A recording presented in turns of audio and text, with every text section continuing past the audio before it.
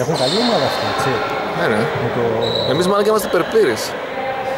Και που έχουμε γραφεί και άλλες απόλυες. Άμα κατεβούμε πλήρες σε κάθε αγώνα δεν έχουμε που κάνουμε, ξέρεις.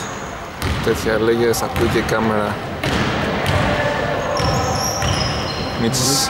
Μίτσις με το Μουρίκι, δίνει στην πάσα για τον Χατζόπουλο. Χατζόπουλο στη γωνία. Κάνε περιγραφή, ναι. Χατζόπουλο στη γωνία, δίνει στο Λεμόνα στο Κώστα, ασίστ στον Μανουλίδη, σουτάρει και 2 πόντους. 66-44 το σκορ. 5 και 37 πριν τη λήξη του αγώνα. Ένα εύκολο απόγευμα ακόμη για την Coca-Cola. Κατεβαίνουν οι αντίπαλοι τώρα με το playmaker. Μαρκάρει ο Χατζόπουλος πάνω εκεί, δέχεται δεξί στη screen.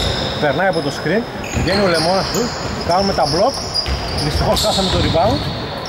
Στη γωνία μια απώλεια της άμυνας. Αν και έχει χαλαρώσει λίγο η ομάδα μετά τους 22 πόντους διαφορά. Μετά που δύο τζίδες εκεί. Σουδάρουμε. Και σκορ για το 13 της αντίπαλης ομάδας, 66-46, 5 και 10 πριν τη λήξη του αγώνα. Κατεβαίνει ο Μίτσης με την μπάλα, τρίπλα σταυρωτή κάτω από τα πόδια, δίνει στη γωνία για το Λεμόνα, σηκώνεται για 2 με τα μπλο. Επιθετικό rebound του Μανούλη, καλά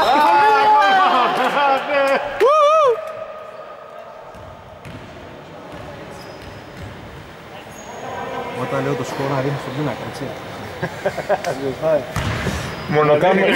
Μονοκάμπερ είναι η μετάδοση. Έχουμε και ρεπορτάζ στο αγωνιστικό χορό. Από τον Ανδρέο τώρα θα πάρουμε το ρεπορτάζ στο αγωνιστικό χώρο. Στη μεικτή ζώνη μετά ποιον θα πάρεις? Θα δούμε. Το Μουρίκι, η πρώτη εμφάνιση μετά από πολύ καιρό. 5 εναντίον 5 στην άμυνα. Βγαίνει ο Λεμόνας, μαρκάρει το 6 της αντίπαλης ομάδας. Ο Εμμανουλίδης στο χαμηλό post μαρκάρει το 12. Πάσα, πάει να κλέψει ο Μουρίκης, δεν την πήρε την μπάλα.